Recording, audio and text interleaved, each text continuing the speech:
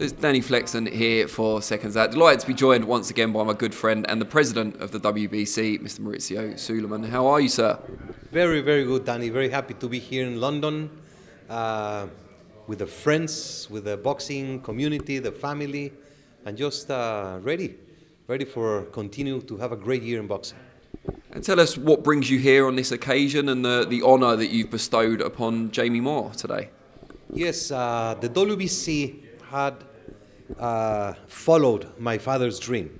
He always wanted to honor the trainers that crown a WBC champion, because the boxer is the one that gets the honor, the fame, the glory, the money, and the trainer being so important for that to happen is just left on a side.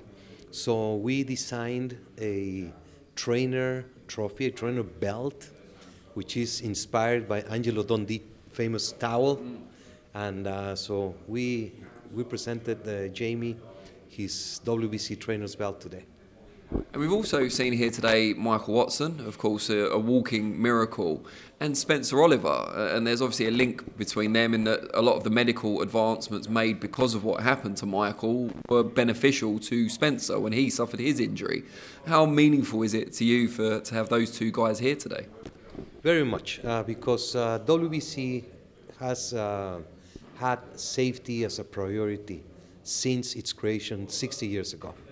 The WBC has spent so much resources, so much time in medical research to find data to change the rules and start procedures, changing 15 to 12 rounds, doing the weigh-in one day before the bout, the check weights 30, 14, 7 days before the fight, 4 ropes in the ring, all having to do with gloves, medicals, anti-doping, so many things that we have done for safety. And the fighter is the only thing that matters. Without fighters, there's no sport. And the fighters we have to protect, many times even from themselves. So it is a great pride to see young, old, new, everyone in this room just to talk about boxing. I wanted to ask you, there's lots of WBC business to discuss, but you mentioned checkways there. There was a recent object of debate here in the UK, and it wasn't a WBC title fight, but the world title fight between Leigh Wood and Mauricio Lara, a rematch. Mauricio Lara was very high on one of his check weights on fight week, and the British Boxing Board of Control would not allow him to put on sufficient weight to compete at the to lose sufficient weight to compete at the championship limit. So he forfeited his title even before the weigh-in. There was criticism of that, but there was also support. What's your view on that? I am not absolutely familiar with the BBBOC specific rules, but anything done for safety we will support. Boxers go through so much to get to a title fight. There's tremendous sacrifice and could even harm their body, and they would do whatever they have to do to be able to make the living. So it is the organizations, the sanctioning bodies that have to save fighters even from themselves. Weight is the worst enemy of boxing. Dehydration comes with weight loss. Dehydration plus fatigue plus a big punch is a deadly combination. So we will always support any measures to keep boxing safe. Now let's switch to more WBC orientated business, and someone who doesn't have to make weight in Tyson Fury, WBC heavyweight champion of course. Been in the news a lot recently, talking about fighting in Australia, talking about fighting someone from the MMA world, talking about fighting Anthony Joshua once again. Negotiations once again, they have not fought, as we know. What is the latest you can tell us about Fury's situation, and could a mandatory obligation be imposed anytime soon? You know, Tyson Fury is a victim, a very unfortunate victim of the moment that we're living in. He's a great fighter. He sold 170,000 tickets last year. He's the best heavyweight of today. He's willing to fight anyone. But there's so much talent that there is there, that there's so many great fights that could be happening or not. They're pricing themselves out. They're abusing a position. and it's a complete disaster. Fury wanted to fight Usyk. The WBC tabled all situations, all mandatories, allowing that fight to be made. It did not take place. Fury is willing to fight Joshua, to fight Wilder, to fight anyone. So I'm really, really sorry for what is happening. And I hope that things change, because we can see great matches happening. And it is all being stalled in the heavyweight division. Why do you think that is? A lot of people have blamed the sort of money that's on offer in the Middle East that have left fighters like Joshua, Usyk perhaps also, not fighting the big fights now, but waiting for that payday out in that region. You know, fighters fight for money. That's a reality at the top level. When they're starting, they don't care about money. They care about the fame and the things to come and the glory. But when you're in the top, you fight for money. And it's a short career, so it's understandable. You can understand them wanting the big money. But for the fans, it's complicated. For the administration of a title, it's complicated. But we were hoping that it makes sense and they start fighting. Do you feel that the negotiating points that Tyson put forward were fair, particularly with Usyk, where he said he didn't want a rematch clause, for example? Do you think he's fair, and maybe the other guys are, like you said, pricing themselves out, perhaps? I don't know the details about the negotiating points. I heard that everything fell because of a rematch clause. Well, I believe that's so stupid. I mean, something after the fact is going to kill the fact. So that's ridiculous. But you never know, and it's a matter of promoters. We're not promoters. We're simply a sanctioning organization that we oversee the championship fights, and there's a limit of what we can do. We have left without putting a mandatory contender. We ordered Wilder versus Reese, which has not happened. So there's a limit of what we can do. It's very unfortunate. So what happens next? Is there a chance the WBC could name a mandatory contender without having that elimination fight? Well, we're going to do the process. We have to do the process. We have to reach out and confirm that either or both are not willing to fight the final elimination. Then we can address and assess what to do. But Tyson Fury needs to get in the ring. And it seems like Wilder, for example, may well be waiting for a fight in Saudi Arabia towards the end of the year. It's been rumoured he will fight Joshua, perhaps, on a huge show that's being projected. We saw at the weekend that Skills Challenge Promotions in that region have now signed an agreement with Oleksandr Usyk, who holds the other major world championship belts at heavyweight. What do you make of that statement by Skills Challenge Promotions, and how do you feel it affects the heavyweight division?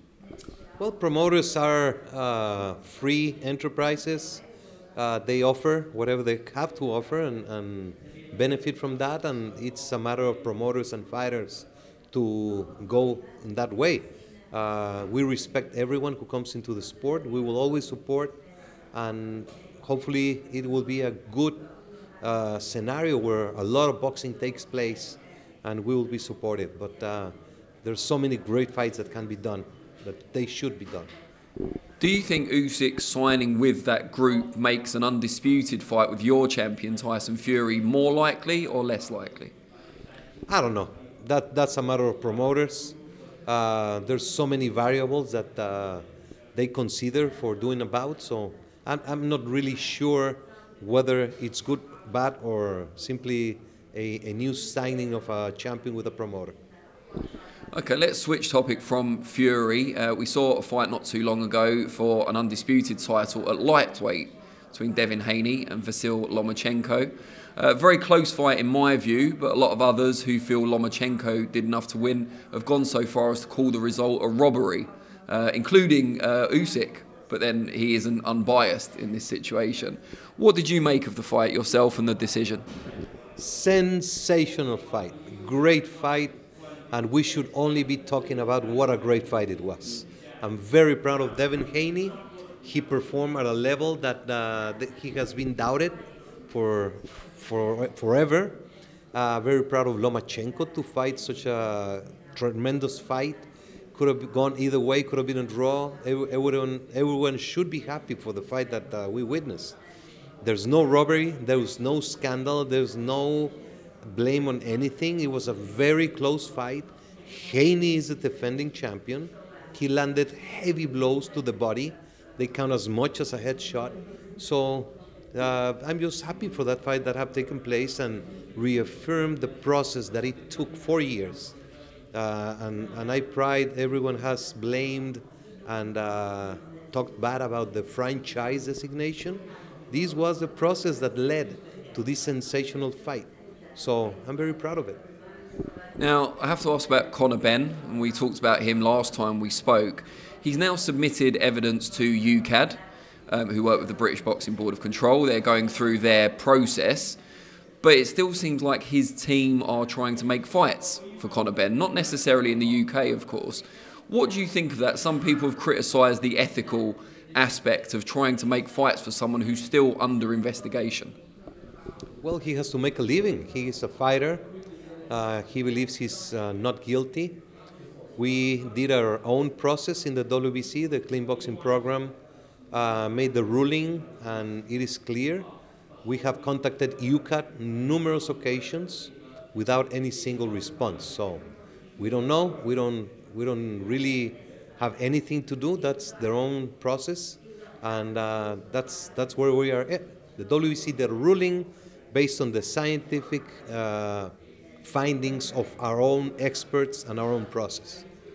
It must have been disappointing then for you that Conor Benn contradicted your report, because your report cleared him to fight, which is a good thing for him, but he didn't agree with it. He said laboratory concerns, which you ruled out, or not you personally, but your process ruled out any concerns about the VADA accredited laboratories. You guys came to the conclusion that it must be due to overconsumption of eggs based on the findings scientifically. He said that can't be true. Were you disappointed that his version of events did not support the WBC ruling? No, I don't care. We did our job, and whatever him or his lawyers or his team want to say, that's up to them. Our job was finalized when we did our ruling. And do you remain 100% confident in the ruling that there were no issues with the laboratory conditions? 100%, otherwise we would not have ruled. That was a good, solid process. The laboratory is WADA accredited, flawless history, and absolutely there's no situation. So I'm absolutely solid on that. Now, just moving on, we saw recently negotiations for a rematch between Canelo, the undisputed super middleweight champion, and Dmitry Bivol have come to nothing, unfortunately.